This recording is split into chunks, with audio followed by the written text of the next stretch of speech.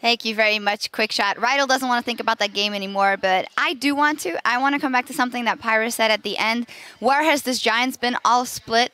I want to talk about the fact, was this a solid game plan or was this a solid team? I'm going to go with the first. I think that it was a stroke of genius what they came out with. Yesterday, they already tried it with the Rek'Sai, with the Global, and the TF, and trying to get that split push going. Now, Pepinero going for that split push very early on the bottom side so that they had Dragon Control and Hecarim TPing in and winning that fight every single time.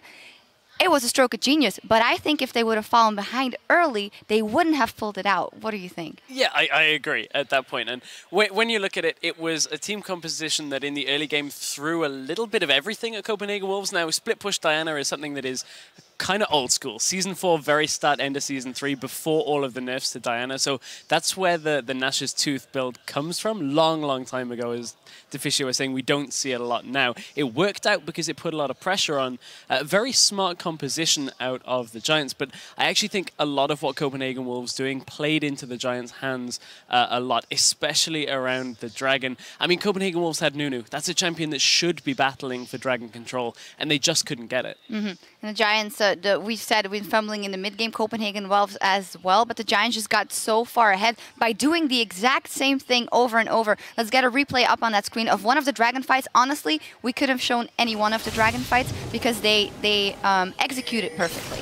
Yeah, this is one of the slightly earlier Dragon fights. This was the massive stun here, actually, from the Sejuani ult, but Willib is already in this fight. And before these fights, Willib had been sitting in the base for about 15 seconds, so he's off the map. And Copenhagen Wolves in previous fights just didn't want to engage because of the Hecarim teleport plays. And you can see just how much havoc he's already caused. He split the backline and the front line up, and he's already way out of this fight. And Giants at this point just have so much damage from Pepinero. Willib is able to kind of get himself out of the fight and back to secure the Dragon. So just so many of these fights went in favor of Giants from the Dragon, and there was a glaring error on Copenhagen Wolves' side of things. They say that Insanity is doing the same thing over and over and expecting it to come out in a different way. Insanity is also sitting on Doran's rings on your top and mid laner and unupgraded trinkets at 35 to 40 minutes in the game when you could be buying pink wards in a full inventory, going into the Dragon Pit, no pink wards, no Oracle sweepers, and expecting a teleport Hecarim not to exploit that.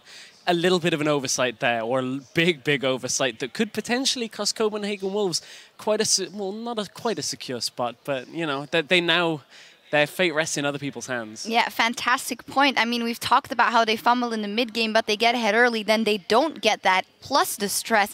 It must have been something like that, making them make those decisions. At the end, though, it did show again for me that, well, Giants still doesn't 100% know what to do in some situations because the Copenhagen Wolves were able to get an in-hit, but then they reacted by sending Audrey up the top lane. Fantastic, but the question that I posed in the beginning, was it a solid game plan or was it a solid team? Was it a little bit of both?